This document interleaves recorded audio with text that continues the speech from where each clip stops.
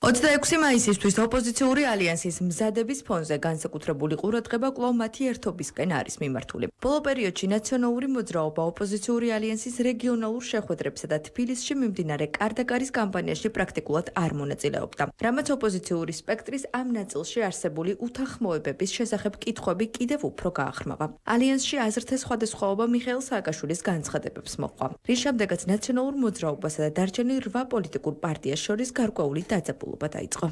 სრული პასუხისმგებლობით ვაცხადებთ, რომ 26 მაისს ჩვენს მხარდამჭერებთან ერთად ვიქნებით იმისთვის, რომ მივიღოთ ახალი არჩევნები.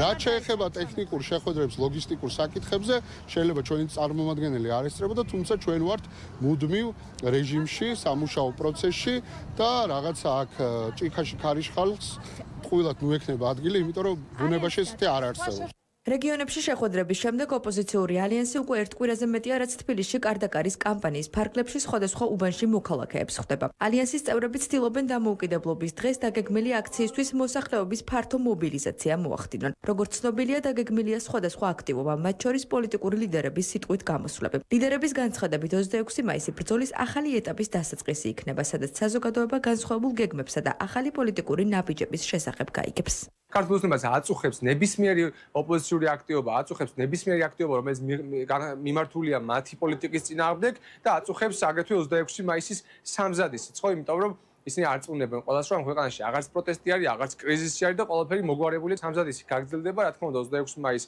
აუცილებლად ბევრი შევიკრიბებით და ვიქნებით რუსთაველის გამზირზე. 26 მაისი არის ეროვნული საყოველთაო დღესასწაული, სწორედ ამიტომ უნდა შევიკრიბოთ ერთიანი საზოგადოება და აღნიშნოთ დამოუკიდებლობის დღე ერთობლივად.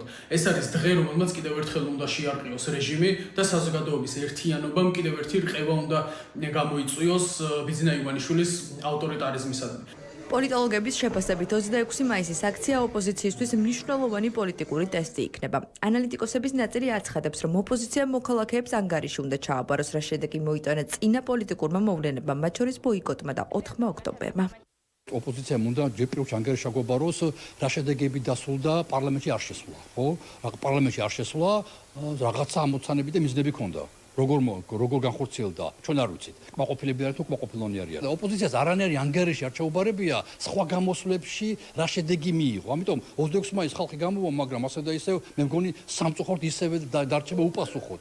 ქართული ოცნება კი ოპოზიციური ალიანსის გეგმებს ტრადიციულად აკრიტიკებს. ხელისუფლების წარმომადგენლები აცხადებენ, რომ ოპოზიციის მიერ დაანონსებული აქცია მარცხისთვისაა განწერული და მას რეალური საზოგადოებრივი მხარდაჭერა არ ექნება. მართლგუნდში ასევე ამბობენ, რომ ოპოზიციას მსგავსი მობილიზაციები მხოლოდ იმისთვის სჭირდება, რომ უცხოელ დამკვეთებს დაანახოს, რომ ისევ არსებობს.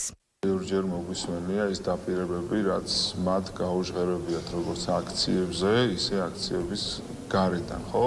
მაგრამ ვერც ერთი დაპირება და ვერც ერთი სწორი გეგმა ვერ მოვისმინეთ ვერ ჩვენ და ვერც იმ საზოგადოებამ და ვერც მათმა მომხრეებმა და სწორედ ეს არის იმის მიზეზი, რომ დღევანდელ დღეს ისინი დარბიან და აგროვებენ თითქოს ეს საზოგადოების ნაწილს, რომელთაც უნდათ რომ მოუყარონ თავი 26 მაისს. ახლა მთავარი ინტერესი სწორედ 26 მაისისკენ არის მიმართული. რამდენად მასშტაბური იქნება ოპოზიციური ალიანსის მობილიზაცია და გადაიქცევა თუ არა ეს დღე ქართულ პოლიტიკაში ახალი პროცესების დასაწყისად.